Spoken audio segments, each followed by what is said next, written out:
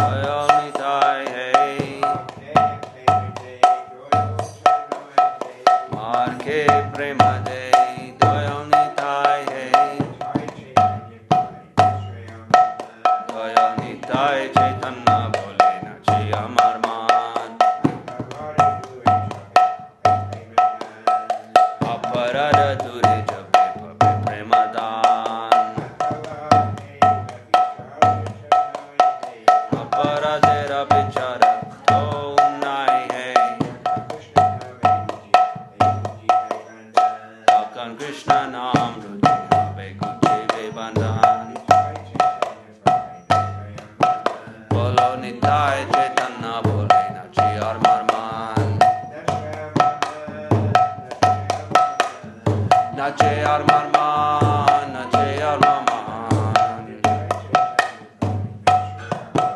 Bolo Nitai Chaitanya Bole Nache Amar Man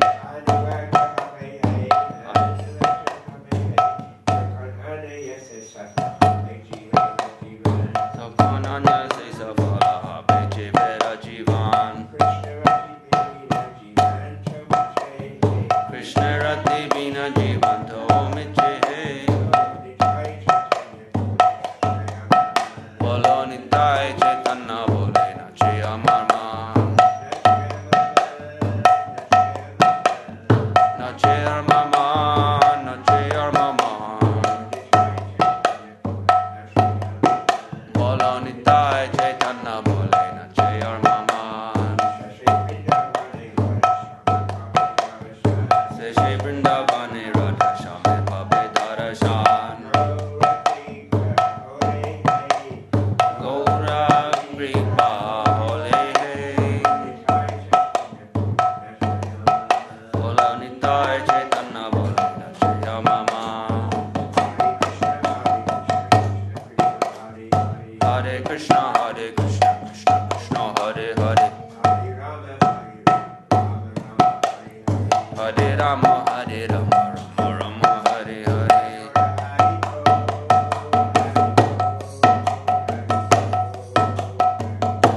Jai Gaura Hari Bol Hari Bol Hari Bol Hari Bol Go Premanandi Hari Hari Bol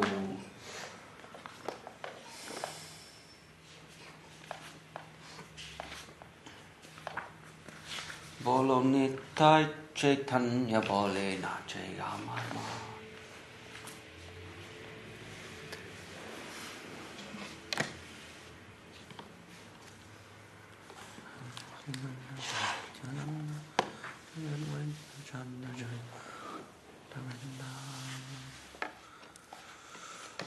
So, Jai Jai Shri Chaitanya Jaya Nityananda Jaya Dvaita Chandra Jaya Gaura Bhakta Vrinda Jaya Shri Chaitanya Jaya Nityananda Jaya Dvaita Chandra Jaya Gaura Bhakta Vrinda Jai Jai Shri Chaitanya Jaya Nityananda Jaya Dvaita Chandra Jaya Gaura Bhakta Vrinda. So we're reading from Sri Chaitanya Charitamrita Madhya Lila chapter 17 on this morning, the morning before Sri Krishna Janmashtami. Krishna's place is Vrindavan, and chapter 17 of Madhya Lila is Mahaprabhu's journey to Vrindavan and his pastimes in Vrindavan. And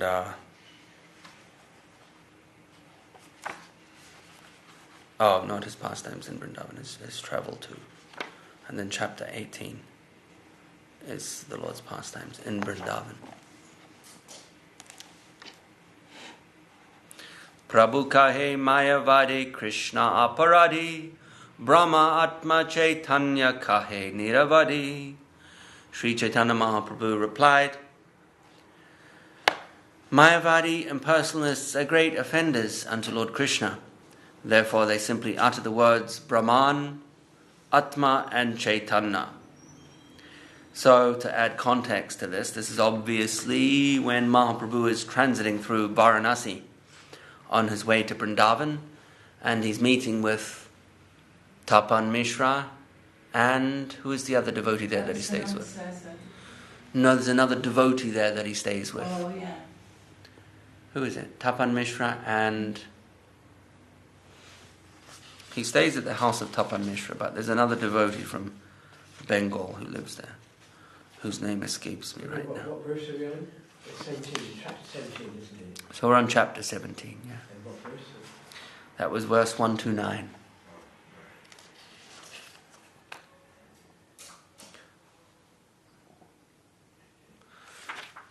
And the Maharashtrian Brahmin, who is a local, has approached Prakashananda Saraswati, who is the chief sannyasi of the Varanasi sannyasi community, and he's told him about this new illustrious sannyasi who is visiting, whose name is Sri Krishna Chaitanya. And Prakashananda said, "Oh yes, I know about him. He's fake. I know him. He's a fraud, essentially. He's a sentimentalist and a fraud who misleads people." That was Prakashananda's, what we could say, envious opinion. Or at least uneducated, but likely envious as well.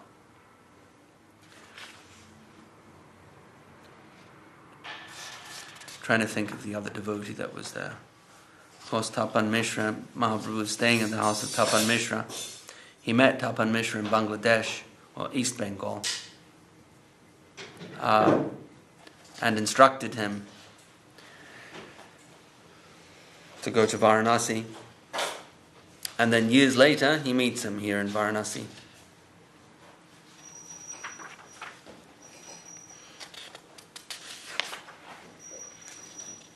And of course, Tapan Mishra is Chandrasekharacharya, that's the other devotee. So there's two devotees there, Chandrasekharacharya and Tapan Mishra. And there's also the Maharashtrian Brahmin. He's something of an intermediary between the wider Mayavad community in Varanasi and Sri Chaitanya Mahaprabhu and his little clique of devotees. Of course, who's the son, the famous son of Tapan Mishra? Tapan Mishra's famous son, Raghunath Bhatta Goswami. Let's continue. Ataiva tada mukhe na aishe Krishna nam Krishna Swarupa Duita Saman. The holy name of Krishna is not manifest in their mouths because they are offenders unto Krishna, the Supreme Personality of Godhead, who is identical with his holy name. So this is Chaitanya Mahaprabhu's reply to the Maharashtrian Brahmin when he reports back on Prakashananda's opinion of Sri Chaitanya Mahaprabhu, his flawed opinion. Mahaprabhu gives his response to the Maharashtrian Brahmin. Nama vigraha swarupa tina ekarupa tine bedha nahi tina chid anandarupa. The Lord's holy name, his form and his personality are all one and the same. There is no difference between them. Since all of them are absolute, they are transcendently blissful. Deha dehira nama namira Krishna nahi beda jivera dharma nama deha swarupe vibida. There is no difference between Krishna's body and himself, or between his name and himself. As far as the conditioned soul is concerned, everything is different. One's name is different from the body, from one's original form, and so on. So Nam, Rup, Gun, Lila, they're all identical.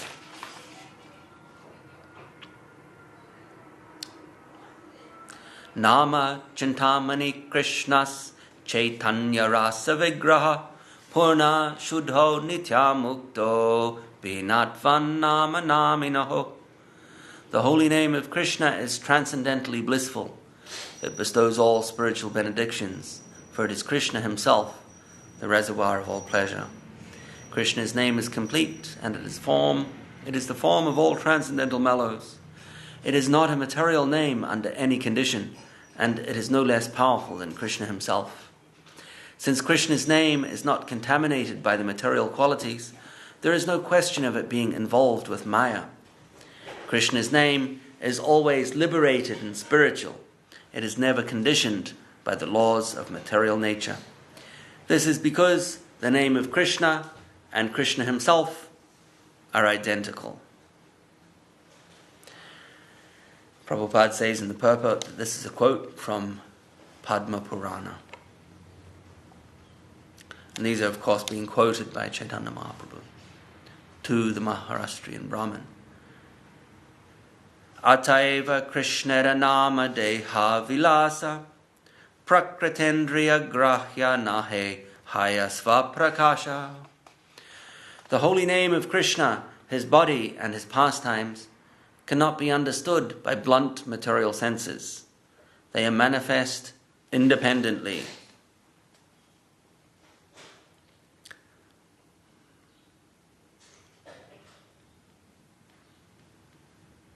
Prakrita Indriya. Name of Krishna, adhoxaja, beyond the senses. Krishna Nama, Krishna Guna, Krishna Leela Brinda, Krishna Raswarupa Sama Sabchidananda. The holy name of Krishna, his transcendental qualities and pastimes, as well as Lord Krishna himself, are all equal. They are all spiritual and full of bliss.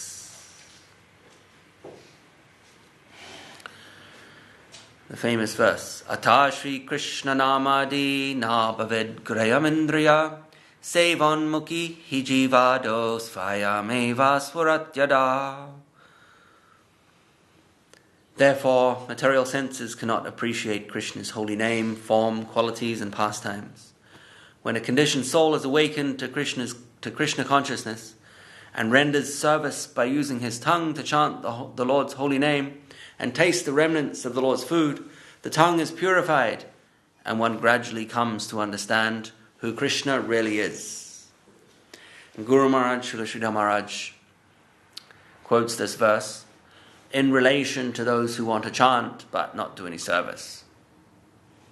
He says that Krishna's name is beyond. This is, of course, from Bhakti Rasamrita Sindhu, this verse, quoted by Rupa Goswami, written by Rupa Goswami.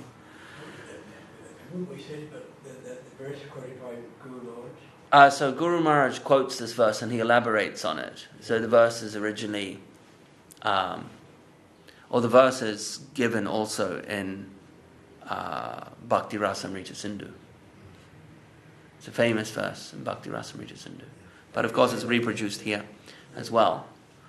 And so Guru Maharaj quotes it by saying that those who want to chant without doing any service are somewhat deluding themselves. Because Krishna's name is beyond the realm of the senses, so simply by chanting without service it cannot be achieved.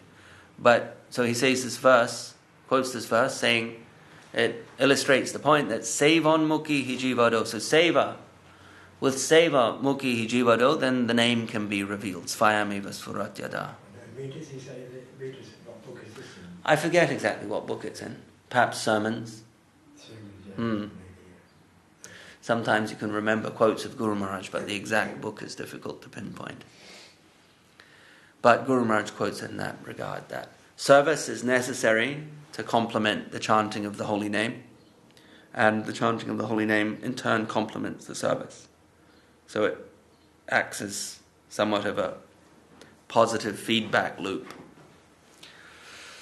where one complements the other complements the first, and you get it's like a snowball effect. One is building the other is building. So in turn, they build each other, and it increases. Brahmananda haite purnananda lila rasa brahmagyani akarshiya kare atmavasa. The mellows of Lord Krishna's pastimes, which are full of bliss, attract the jnani from the pleasure of Brahman realization and conquer him. The theme of Krishna's pastimes attracting those who are already situated in Brahman consciousness is quite a prominent theme of the Madhya Lila. Of course, with the famous verse,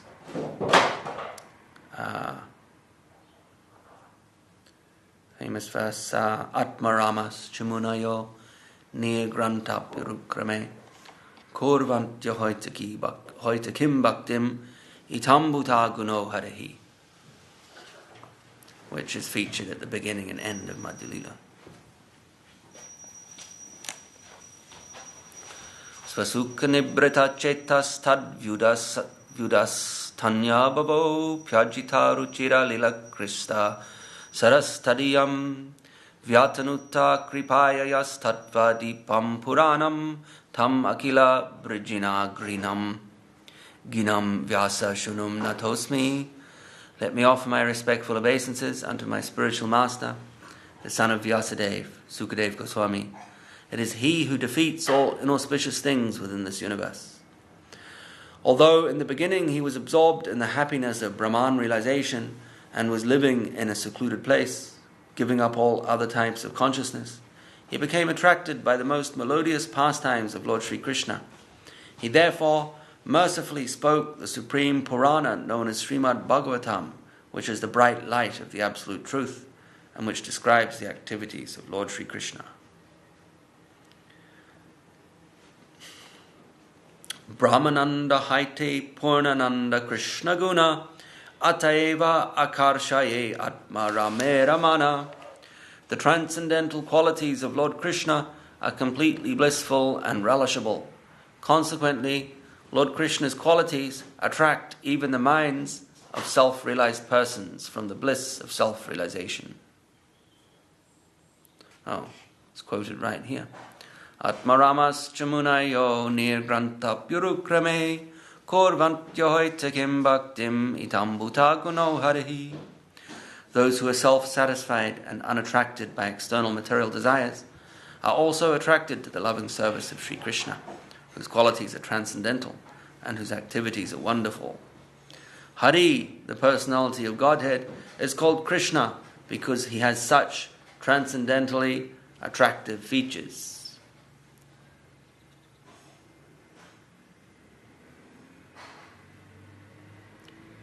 Urukrame, wonderful activities. Urukram.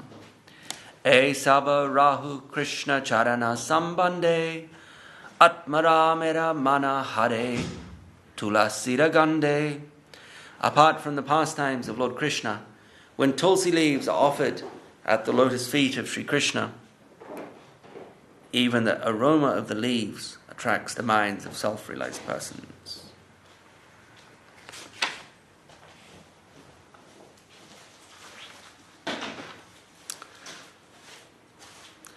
Tasya Ravinda Nayanasya Padaravinda Kinjalka Mishra Tulasi Makaranda Vayu Antargata Svavivarena Chakarate Sham Shankshobham Aksharajusam Apichita Tanvo. When the breeze carrying the aroma of tulsi leaves and saffron from the lotus feet of the lotus-eyed personality of Godhead entered through the nostrils into the heart of those sages, they experienced a change in both body and mind, even though they were attached to the Brahman understanding. The four Kumaras. It's a verse Srila Prabhupada says in the purport. This is a verse from Srimad Bhagavatam, when the Chatusana, the four Kumaras, they go to Vaikuntha to visit Narayan. They stopped from entering by Jai and Vijay. But at the same time they smell the tulsi and the saffron that is adorning Vishnu's feet. And their Brahman tranquility is, you could say, disturbed in a good way, and they become attracted to the personality of Krishna, to the beauty of Krishna's. Oh, this is Vishnu, Vishnu's form, what to speak of Krishna, and his pastimes, Urukrame, his extraordinary pastimes, but all the Krishna's form, name, form, name, qualities, pastimes, they're all identical. So all of these have the capacity to take someone from the level of Brahman realization to that of bhakti, to the personal form of the Lord. Ataeva Krishna nama naise taramukhe Mayavadi ganayate mahabahirmukhe. Because the Mayavadis are great offenders and atheistic philosophers, the holy name of Krishna does not come from their mouths. Jai Shri Chaitanya Mahaprabhu. Jai Gauranga Mahaprabhu.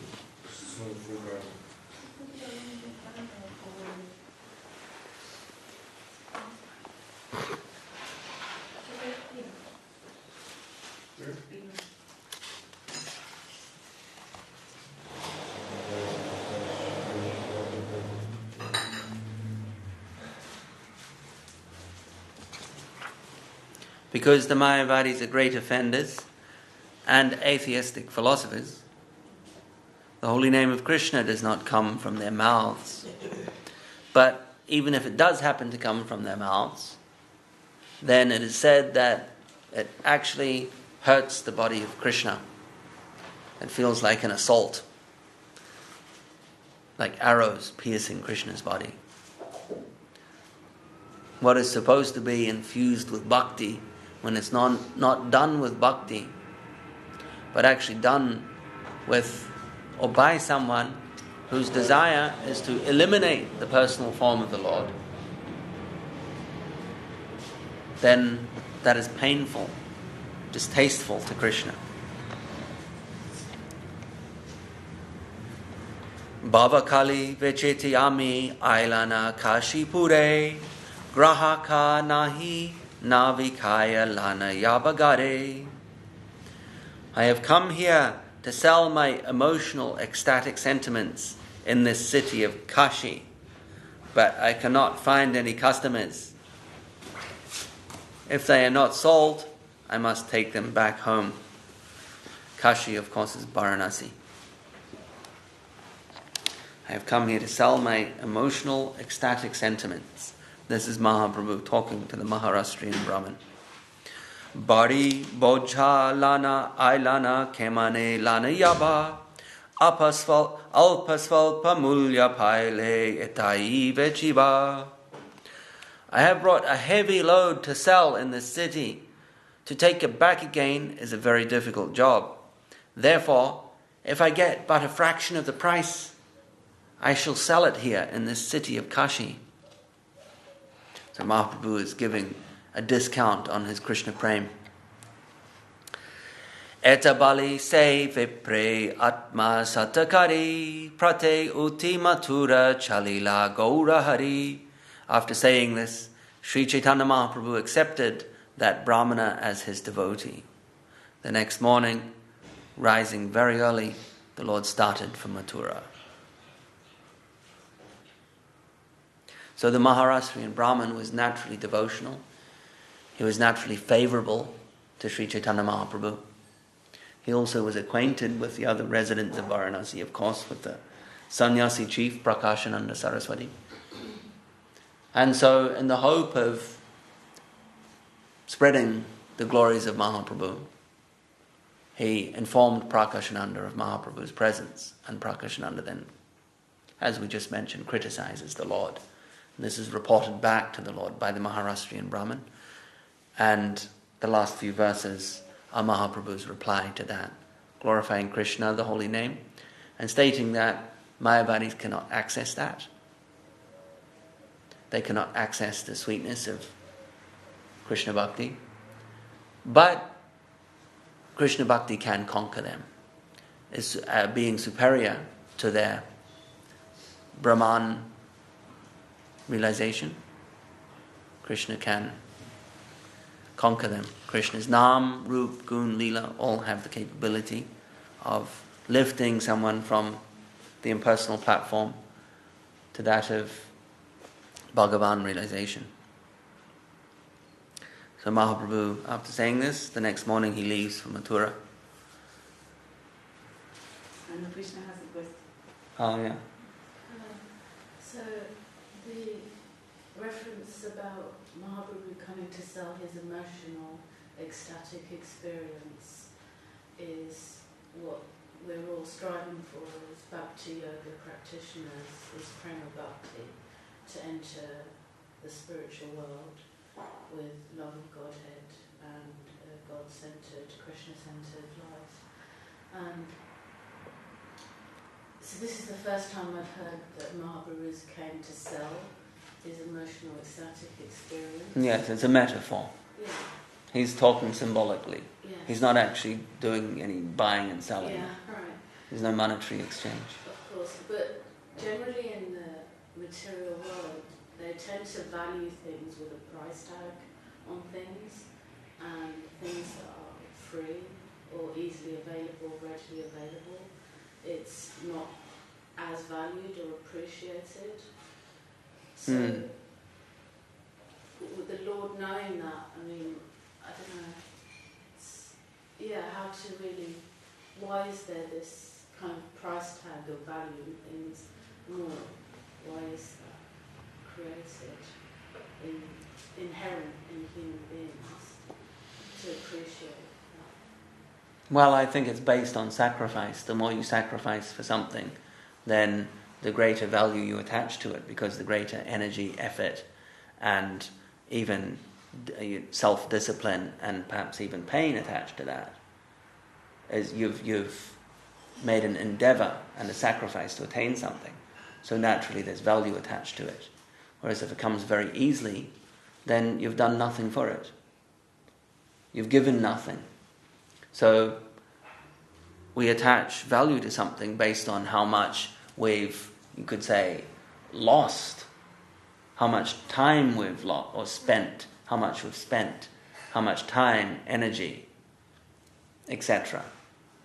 What we've ourselves given to achieve that object. That's psychology, natural human psychology. The more we give for something, the more value we attach to it. But in regards to the distribution of, or in regards to the Mahaprabhu's function as the Yuga avatar, right? Mahaprabhu's inner function is to taste the mood, to taste Srimati Radharani's love, to taste Krishna's beauty, and to also experience Srimati Radharani's happiness. Those three things. That's the inner function. But the outer function is that of the Yuga Dharma, where he's giving away freely Krishna Prema. It's being distributed freely. Mahabadannaya, Krishna Prema Pradayate. Greatly merciful, distributing Krishna Prema. So, even though it's the most valuable thing, it's been given for free, without any consideration of qualification, without any need for sacrifice in the commonly understood sense of the term. There just needs to be a desire for it, lolyam. You have to want it, have to accept it. So it's going beyond the normal definition or the normal expectation of how one would calculate value in terms of material objects and their transactions. It's beyond that. It is the most valuable thing, but it's being given without any consideration of qualification in the recipients. It's being given for free. So Mahaprabhu is simply expressing that. He's saying that I've got this valuable merchandise and I'm selling it at a discounted price for anyone who wants it. You just have to want it, that's all. So the pastimes of Mahaprabhu break all the normal rules. As in previous ages, there would be sacrifice necessary, there would be austerities necessary, there would be prolonged periods of sadhana necessary. Not that sadhana is not necessary now, but ultimately what one wants to fuel their sadhana and make a success of it is lolyam, a hankering for the object, for what Mahaprabhu is distributing. So he's simply illustrating that he has the highest wealth and it's being given away, it's being distributed at a discounted price. I have one final question about the emotional ecstatic experience. So some of the basic teachings is we're not the mind, we're not the body, we're not the emotions, and we're the spirit soul. So yet there's such an emphasis on experiencing emotional and the ecstatic experience. So then if practitioners were to feel some emotion and ecstasy, why can it get complicated and be labelled as sahajism? And if that's what everyone wants to experience is some positive emotion and ecstasy from this whole experience as a practitioner? Well, it comes naturally. Of course, if one is faking it, then that is a type of sahajism. There's many flavors of sahajism. And if one is faking spiritual emotion, then they're cheating themselves and they're cheating anyone else who is appreciating and following them based on that emotional display. So it's all just a charade which leads no one anywhere, or nowhere good at least. So they're cheating themselves and others. But bhakti is not supposed to be self-flagellation. It's not a painful process. There may be times of challenge and difficulty, but overall it is a process that is moving one away from the trials and tribulations and difficulties and pains of life in a world of exploitation. It's moving one away from that. So if it's doing that, then it's moving one away from pain and difficulty. In the Bhakti Rasamrita Sindhu, it says that the first symptom of bhakti is that it alleviates material sufferings. That's the first symptom. One of the later symptoms is that it bestows transcendental bliss. But also it's hard to achieve, so it's not an easy thing. That's also given there. It's one of the symptoms of bhakti, one of the qualities, I should say, of bhakti. It attracts Krishna. It's very difficult to achieve. It makes Brahman realization seem minuscule. It is the very essence of concentrated bliss. And the first one, of course, being that it reduces and eliminates material suffering. And it grants auspiciousness. So we have the 6 qualities of bhakti given by Rupa Goswami. So if its first effect is to eliminate material suffering, then that's the initial effect. Of course, it depends on how much we're able to immerse ourselves in the bhakti process internally. To that degree, it's going to express its effect in this regard, or in this context, the alleviation of material suffering.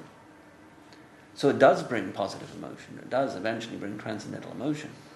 But of course it comes naturally and it cannot be rushed. It certainly cannot be imitated. Or it can, but you cannot expect the real thing by imitation.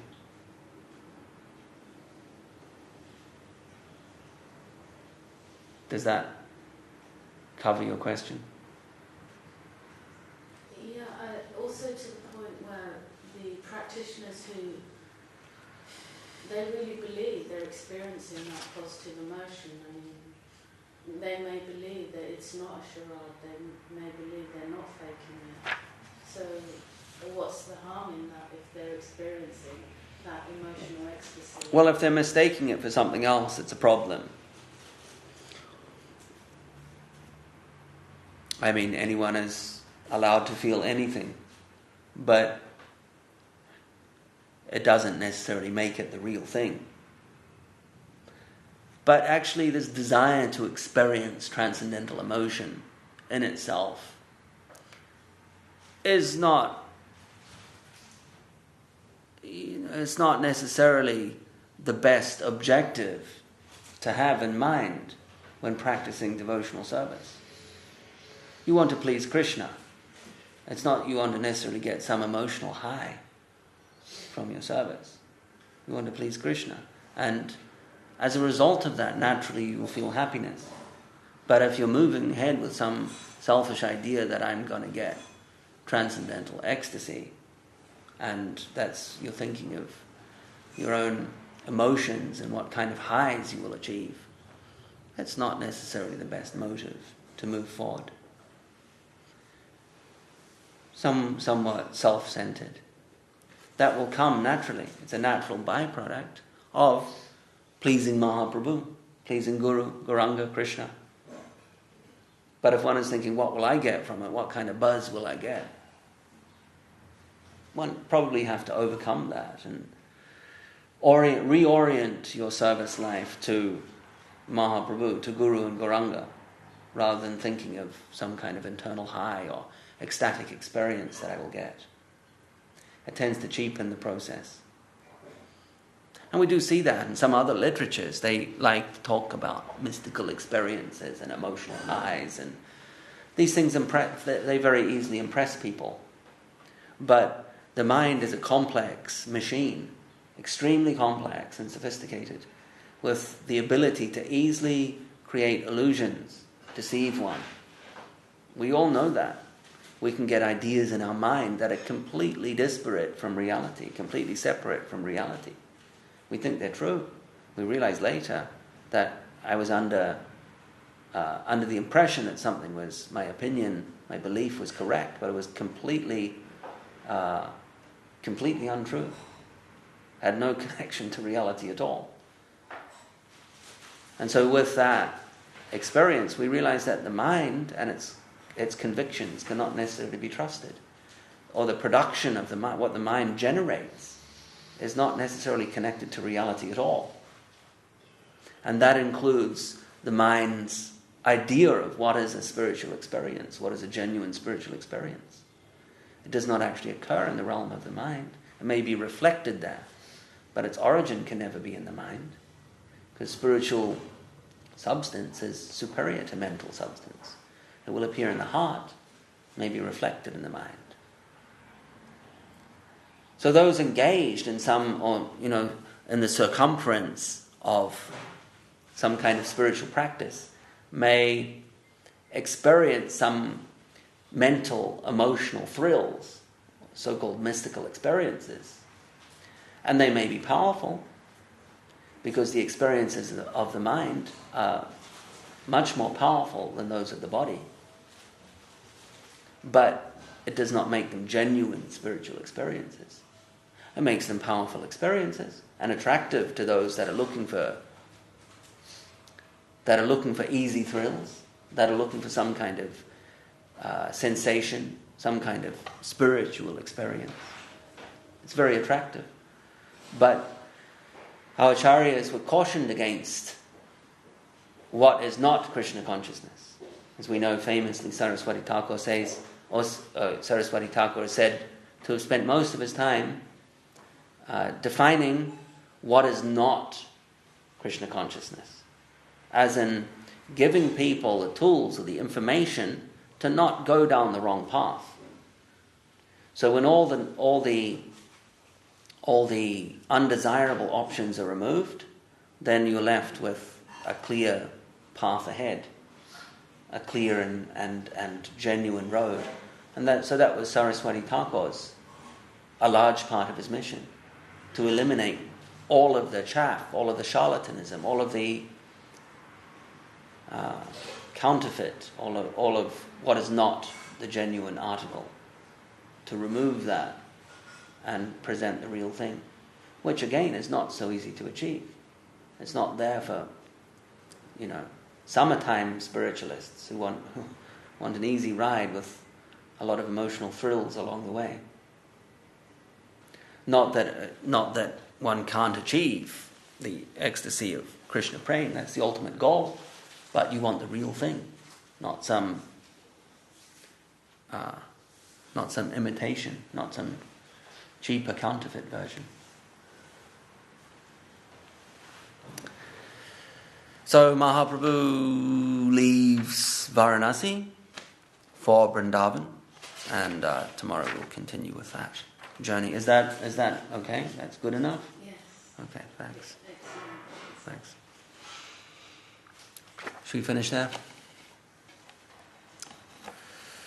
Jai, Sri Chaitanya Charitamrita ki Jai. We'll read quickly from Revealed Truth. We'll just read a couple of small paragraphs, just to, we're a little behind schedule, so we'll read one little